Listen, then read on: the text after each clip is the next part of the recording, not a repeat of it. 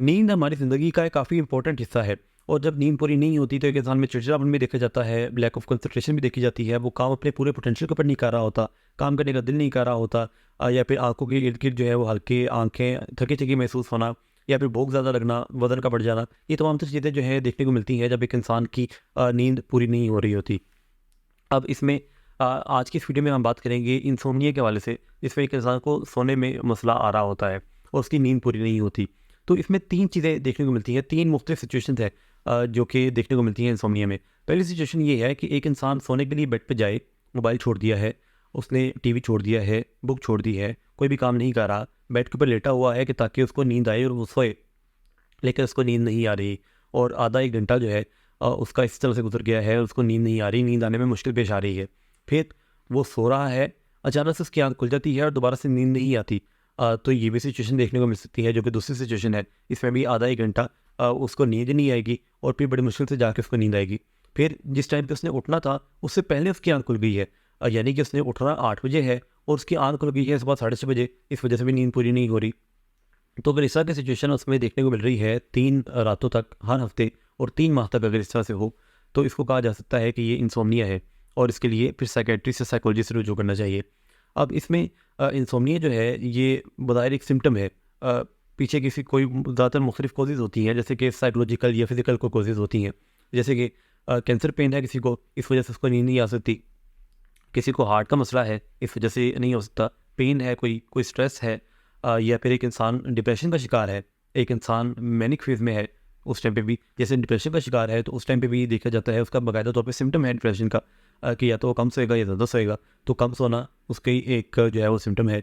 या मेनिया के फेज़ में एक इंसान ज़्यादा एक्टिव होगा तो उस टाइम पे इसको नींद नहीं आएगी, एक्साइटमेंट होगी काफ़ी ज़्यादा, मैंने काम करने हैं। तो ये चीज़ देखी जाती है कि रात को जब उसको नींद नहीं आ रही तो उसके पीछे कोई ना कोई परेशानी है, दिन सही नहीं गुज़रा, एक्साइटमेंट है, अगले दिन के बारे में सोचता जा रहा है, इस वजह से नींद नहीं आ रही। तो मेनिया का सिम्पटम भी है, कि मेनिया की वजह से हो सकता है ये हो रहा हो। फिर स्किज़ोफ्रेनिया है कि जिसकी वजह से ये हो सकता है कि एक इंसान को नींद ना आए। तो मुख्तलिफ इस तरह की फ़िज़िकल और जो साइकोलॉजिकल मसाइल है, वो पीछे कोई ना कोई कॉज़ हो सकती है। तो साइकोलॉजिस्ट या साइकियाट्रिस्ट जो है, वो इस चीज़ को भी देखेगा कि कहीं न कहीं कोई दूसरी कॉज़ तो नहीं है, कोई दूसरी मेडिकल हेल्थ कंडीशन तो नहीं है कि जिसकी वजह से एक इंसान जो है उसमें ये मसला देखने को मिल रहा है और इस तरह से फिर उसका इलाज किया जाता है।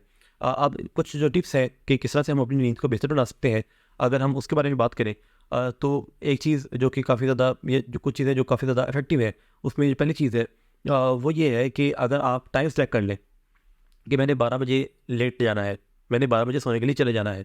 फिर पहले दिन नींद जिस टाइम भी आए, और उस टाइम आप फिर देख लें कि जी मैंने 8 बजे उठ जाना है या मैंने 10 बजे सोना है और 4 बजे उठ जाना है। तो कोई ना कोई इस तरह के 8 घंटे आप सेलेक्ट कर लें, जो कि आपके लिए सूटेबल है। और नींद जो है वो 6 से 9 घंटे नॉर्मल कंसीडर की जाती है। और उसमें जो है वो अगर क्योंकि जो अच्छी स्लीप है वो रात को 10 से 2 के दरमियान ये कंसीडर किया जाता है, कि ये वो टाइम है कि जब एक इंसान डीप स्लीप में होता है या उसको अच्छी स्लीप आती है। तो इसके मुताबिक आप देख लें कि मैंने किस टाइम पे सोना है, किस टाइम पे जागना है, और वो आप टाइम सेलेक्ट कर लें, उसी टाइम पे बेड पे जाएँ और उसी टाइम के ऊपर अलार्म लगा के उठ जाएँ। दूसरी चीज़ ये है कि किसी न किसी चीज़ को एसोसिएट कर लें अपने सोने के साथ। जैसे कि अक्सर लोग बुक रीडिंग करते हैं, अक्सर लोग जो है वो दूध पीते हैं, या अक्सर लोग मुख्तलिफ तरह के काम जैसे कि रात को नहाना, सोने से पहले गर्म पानी से नहाना। तो मुख्तलिफ तरह की चीज़ों को जब एसोसिएट कर लेते हैं आप, तो उससे भी काफ़ी बेहतरी आती है कि जब एक इंसान वो काम कर रहा होता है तो उसी टाइम उसके जो दिमाग है उसको ये मैसेज चला जाता है कि मैंने अब फिर सोना है। तो मैं सोने की तैयारी कर रहा हूँ, इसलिए मैं ये आखिरी काम कर रहा हूँ। तो जब वो आप आखिरी काम कर रहे होते हैं तो उस टाइम फिर आपको नींद आने लग जाती है। एक और टिप ये है कि आप अपना पूरा दिन अगर बेड के ऊपर गुजार रहे हैं तो ऐसा भी ना कीजिए, क्योंकि फिर आपके ब्रेन को ये सिग्नल नहीं जाएगा कि अब सोने का वक्त है। जब एक इंसान पूरा दिन ही उस बेड के ऊपर रहता है तो रात को कुछ चेंज महसूस ही नहीं होता, और जब चेंज महसूस ही नहीं होता तो ब्रेन को ये सिग्नल ही नहीं जाता कि मैंने सोना है। जब सिग्नल नहीं जाता तो आप लाख कोशिश करें मैं लेट जाऊं, और जो है वो अगर आपके हाथ में मोबाइल भी है, तो वो जो चेंज है वो तो मिलेगा ही नहीं बॉडी को। तो इसलिए चेंज महसूस कराने के लिए अपना, अगर आपने दिन घर में गुजारना है तो किसी सोफे पे बैठ जाएँ, किसी दूसरे कमरे में चले जाएँ, यानी कि घूमते फिरते रहें और किसी दूसरी दूसरी जगह पे बैठें, कि ताकि जब रात को आप वापस अपने बेड के ऊपर आएँ तो आपके ब्रेन को ये सिग्नल मिल जाए कि मेरा जो है वो इस वक्त जो है वो सोने का ही है और मैं सोने के लिए अपने बेड के ऊपर आया हूँ। और ये भी कोशिश कीजिए कि रात को सोने से पहले कॉफ़ी या फिर चाय या फिर इस तरह का इंटेक जो है वो ना करें, कि जिसकी वजह से आपकी जो स्लीप है वो मुतासिर हो। अगर आपको इस तरह की वीडियोस पसंद आती हैं तो अपने फैमिली मेम्बर्स के साथ, अपने फ्रेंड्स के साथ इसको शेयर कीजिएगा। बहुत शुक्रिया।